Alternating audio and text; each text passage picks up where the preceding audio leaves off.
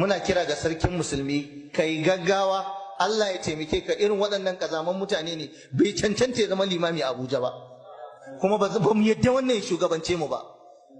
Ya zai shugabanci musulmi a Najeriya? Akwai ahlus sunna wadda mafi rinjayen masu sallah a masallacin ahlus sunna ne, wanda suka yadda da da'awar kasar Saudiya alkitabu wa sunna din, yazo ya bude baki ya faɗi wannan, kuma a ce wai wai limami ne, wai a cikin limaman, ba mu ba limamin mu ne, ba mu yadda da shi ba. Ko muna kira ga federal government ta tsige shi, da sarkin musulmi gaggawan kafa wato kwamiti a kansa a binciki wannan mutumin, a binciki aƙidarsa, dan bai cancanta ya zama yau din nan da karfe 10 na dare za a yi hira da manya-manyan malamai a ƙasar nan wanda su suka san Saudiya din, suka san siyasar ta da ƙasar, wato suka kuma yi karatu a cikinta, a gidan TV na Wisal da karfe 10 daidai.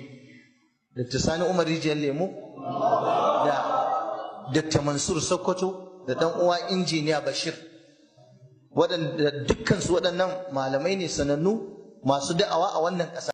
Zan faɗi wannan maganan rana na farko alal hawa, rana na farko yau na fara faɗin abin da zan faɗi yanzu a duniya. Wata rana wani babba wanda yake shine mataimakin shugaban Rabitatul Alamin Islami na duniya gaba ɗaya ya zo taro a Nigeria.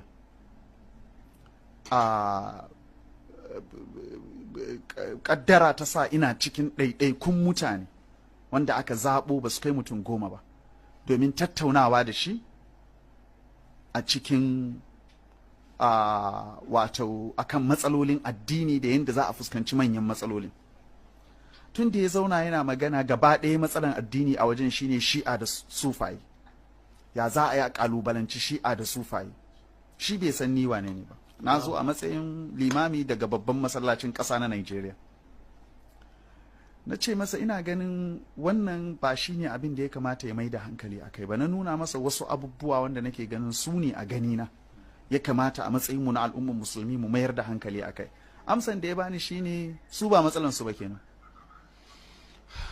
su matsalansu shine mandate ɗinsu shine yaƙan shi'a da yaƙan sufaye. Saboda ba sun zo ne don maganan yaɗa musulunci ko kira zuwa ga addinin musulunci ko musuluntar da wanda ba su musulunta. Muna da maguzawa wanda ba masu da addini kwata-kwata. Saboda shi professor, da musulman shi'a da sufaye duka za su mutu duniya, zai ma wannan al'isa na san shi zai mishi dadi kenan. Mana ba shi yakin wanda yake yi kenan, wayannan sect kawai. To saboda haka abin da ya faɗa kenan, shi abin da ya kawo su kenan, kuma mandate ɗin su kenan su yaƙi waɗannan mutane, su yaƙi waɗannan aƙidu. Ba wai maganan zuwa a ilmantar da mutanen da ke daji, ba maganan zuwa a kira wasu zuwa ga addinin musulunci, ba maganan wani a kakkafa makarantu don a amfani, su abin da ke gabansu shine wannan, kuma su shine da'awa a wajensu. Don haka ba tare da faɗaɗawa cikin wannan matsala ba, ina so mu gane wato girman haɗarin da yanda